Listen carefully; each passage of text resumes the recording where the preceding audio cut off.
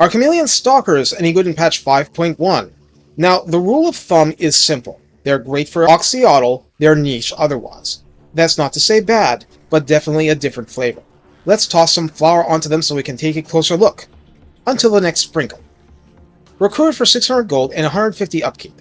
Yes, that's less than Chameleon Skinks. This gets you 90 entities on Ultra, 30 less than Red-Crested Skinks, 70 less than Skink cohorts. 5,940 health, unit-wide, means 66 per entity, which isn't awful. Armor is 40, so a little better than usual. Physical resistance is 20 from dodge, so it can be countered magically. Missile resistance is 20%, less than the missile unit. I take no issue with this balancing. Leadership is a respectable 65 to start. Speed is 48 with a charge speed of 52. Melee attack starts at 22 and is poison attack, which nonetheless strikes most observers as pretty horrible. Attack interval is 4.3 and no splash damage. Melee defense starts at 36, hugely better. Weapon strength is given as 25, the Skink standard with base 20 and armor piercing 5. Charge bonus is a curiously strong 25, and mass is a very lightweight 70. The so-called precursor weapon has 2 ammunition, range of 50, for official 67 damage, and is flaming attack. The direct hits are 9 base and 3 armor piercing, but that's a sideshow.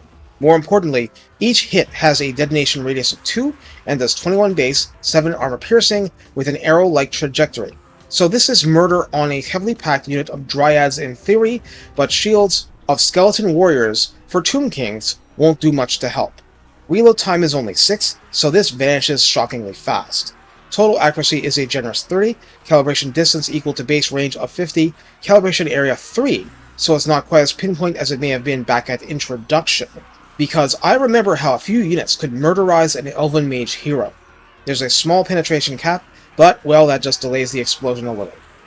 The unit has the Primal Instincts buff if under 50% HP, part of the soft rework, causes fear if close to Kroq-Gar's, has Vanguard deployment, Stalk, Strider, and fire whilst moving for the thrown weapon.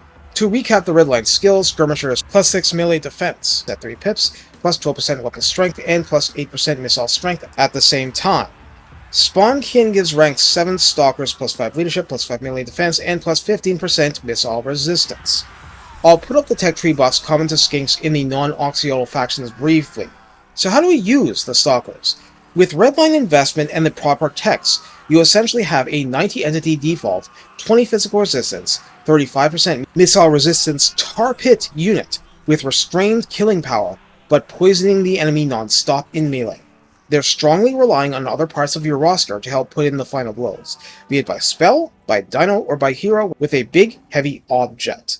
But even with the missiles spent, they're still stalking melee troops. Put them against artillery and the artillery is going to die. Put them against most ranged infantry, and it might take a little bit depending, but that stuff dies too. So as a special forces unit, you can do a lot worse. And like I said, tar pit. Your horned ones may appreciate having friends poison and keep occupied an enemy cavalry unit ready for a glorious charge into the rear. Then you double time the foe, and are left with a lot of bloody corpses. This is the zen of the Chameleon Stalker base version. It gets better with Oxyotl, but so do Chameleon Skinks. Never forget the fundamentals. Stalk is wasted if you're face-tanking the opposition, so search for opportunities to mug from behind. Take care, and have fun earning more grudges when you assassinate the Grudge Thrower crew from the rear. And if it was the Grudge Settler variant, all the better. Heh heh heh.